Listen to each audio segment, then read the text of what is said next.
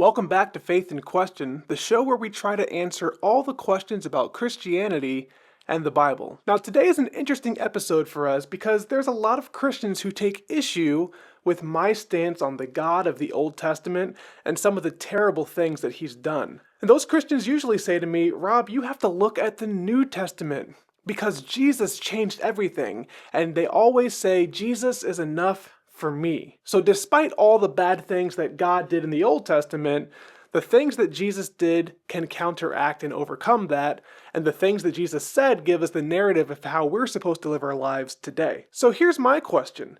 If Jesus is enough for them, how do we know about Jesus? Well, typically the first place we look is the Gospels, Matthew, Mark, Luke, and John. But do you know the history of the Gospels? Do you know the issues?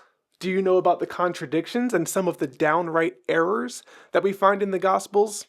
Well, that's what we're going to look at today. And specifically, we're going to look at the first Gospel written, which was the Gospel of Mark. So let's dive into the Bible and see what we can uncover.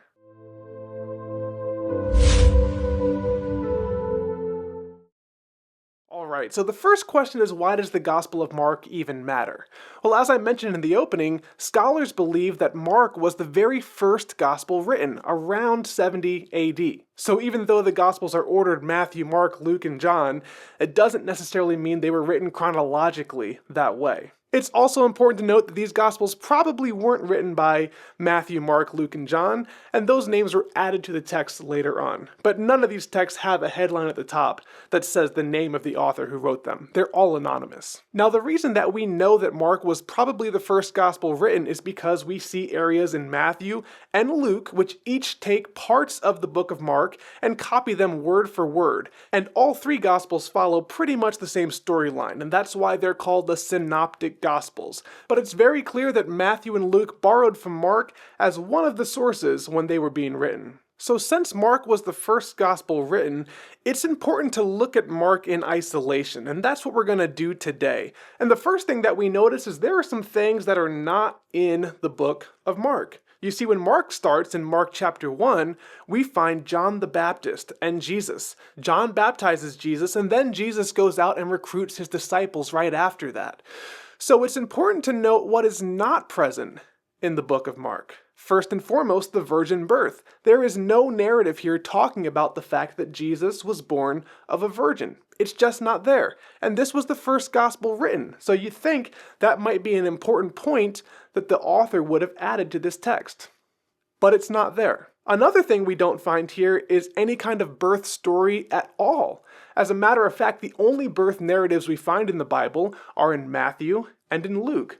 But Mark, the first gospel written, starts with Jesus as an adult. So we don't have any story about Jesus being born, going to Bethlehem, being born in a manger, the Magi or wise men coming and finding him later on. That just isn't present in this first gospel. So if we start looking at Mark and the things that actually are in the book of Mark, we start to notice some really interesting things. I've talked a lot already about different contradictions that we find in the Bible, but Mark is one where we do find many more contradictions, and I want to highlight a few of them that are either contradictions or errors that are found in the book of Mark when we compare them to the other Gospels. Now, the first contradiction that we'll look at is actually Jesus speaking in Mark chapter 2. And this one is pretty overt. So if we look at verse 25, "And he said unto them, Have ye never read what David did when he had need, and was an hungered, he and they that were with him, how he went into the house of God in the days of Abiathar,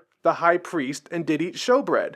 So this is referring back to the story of when David was running from Saul, running for his life, and the high priest took him in and gave him showbread. We can find this story in 1 Samuel chapter 21, but the interesting thing to note is that Jesus said this was in the days of Abiathar, the high priest.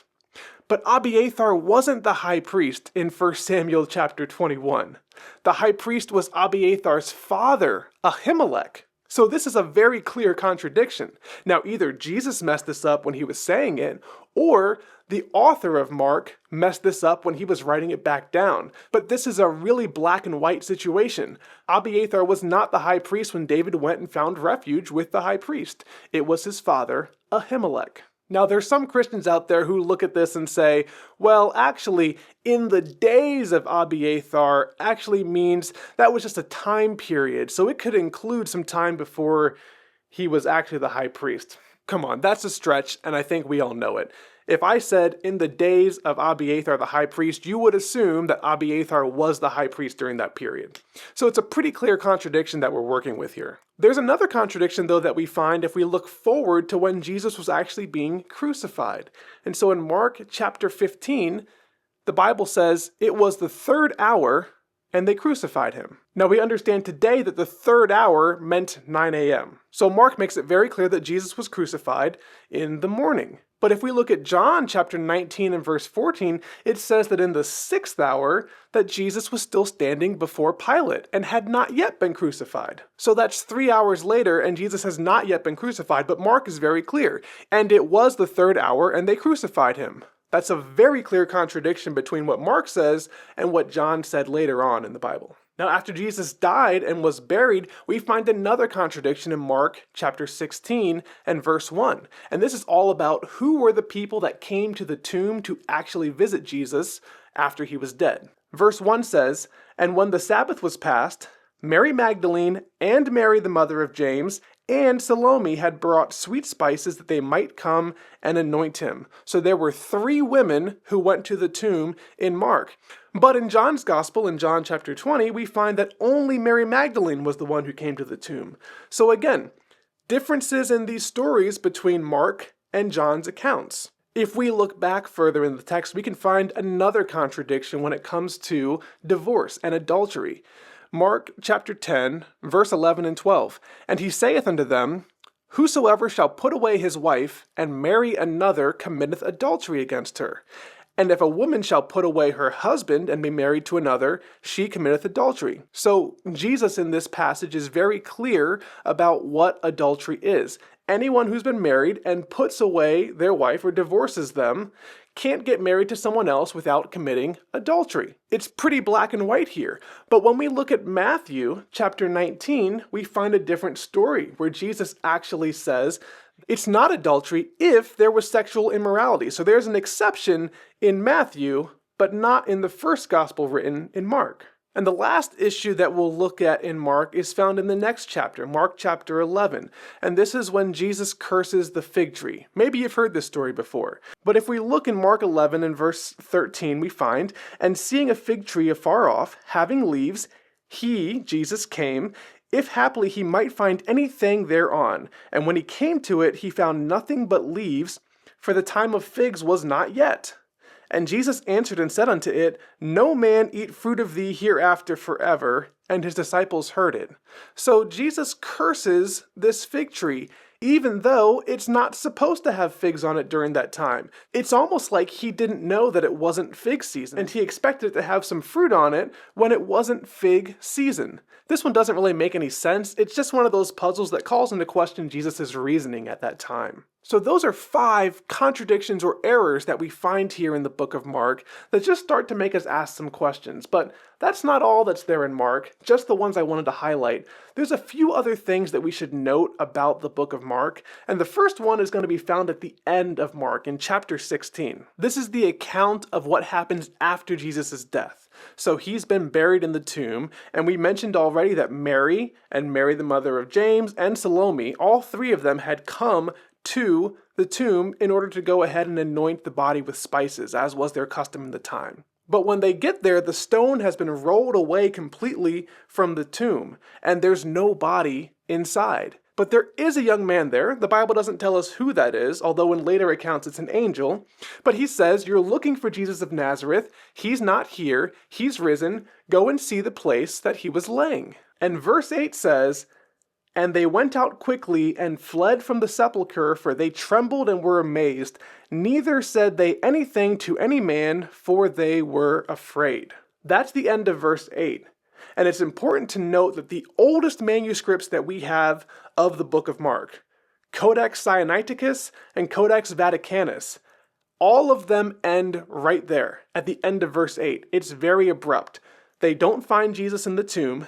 They're frightened. They run away. That's where the book ends. It's not until about 100 years later that we find the first manuscript that actually has more verses that come after that. Verses 9 through 20 were all added later into the Bible. Why? Well, it's really interesting to think about because all of these verses are about the people who saw Jesus and what he said after he was resurrected. But the oldest manuscripts don't have that there. So is it possible that the scribes of the Bible decided that that ending was way too abrupt and they had to add more to it later on? It's an interesting thought. We don't know exactly what happened, but we do know that the oldest manuscripts we've ever found, this whole section of the Bible is not present. And of course, the resurrection and the Great Commission, all of those are central tenets to the faith of Christianity. So it's highly probable that scribes later on decided this needed to be in the text in order to support the narrative that they had been pushing. Now that's a really interesting piece of information, but there's some other information in Mark as well that I think is fascinating. For instance, we see some limitations to the power that Jesus actually had. If we look in Mark chapter 13 and verse 31, Jesus says, "Heaven and earth shall pass away, but my word shall not pass away." Verse 32, "But of that day and that hour knoweth no man, no, not the angels which are in heaven, neither the Son, but the Father." So Jesus talking about himself, the Son, doesn't know the day or the hour, but I thought we had the Trinity, 3 in 1, the Father, the Son, and the Holy Spirit. So God is the Son, God is the Holy Spirit, the Son is God. How does he not know the day or the hour? This really starts to draw into question what the original text and the first gospel written had to say about the limitations that Jesus actually had. And the last issue that I find in this part of the Bible is in verse 30, where Jesus said, "Verily I say unto you, that this generation shall not pass till all of these things be done." So what was supposed to happen? Well, he prophesied that the temple was supposed to be destroyed, but he also prophesied that he would be returning. And he said, "This generation shall not pass until the Son of Man comes again." Well, I have news for you. That generation passed, and as far as we can tell, the Son of Man has not yet returned. So this is another strange piece that we find in the Bible, where there is a prophecy that has not been fulfilled and seemingly can never be fulfilled. So we have contradictions and errors in the book of Mark. We also have some of these interesting passages that just cause a few more questions for us. And this matters because we know Mark was the first gospel written. So if Matthew and Luke use Mark as a source later on, there's going to be some issues with those texts as well if they're citing Mark as a source. If the source is wrong or corrupted, then the later writings are going to be as well. And this is why I look at the Bible so critically. We have to understand what's there and what it says if we're going to be able to figure out, are these things true? Were these divinely inspired by the God of the universe who created everything? Or are these man-made stories that were just made up later on that people have been following for thousands of years now? If it really is a divinely inspired book, these are issues and challenges that you can't simply just explain away. We have to do something with those because, again, divinely inspired. It should be perfect. It should be without errors. I say this in every single one of my videos because it's so important.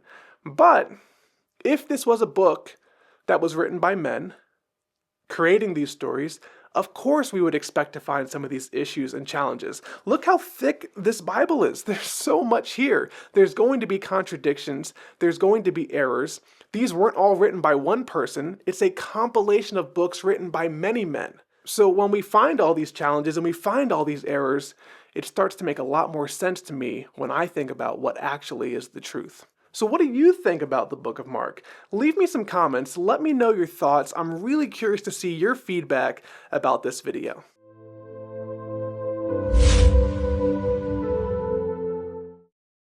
Well, that's all for today. Thanks again for joining us for another episode of Faith in Question. If you enjoyed this content, as always, subscribe to the channel so you can see more of it, and like this video, please, so others can continue to see this kind of content in their feed. And we'll keep dropping one video a week so we can keep on exploring the Bible together. We'll see you next time.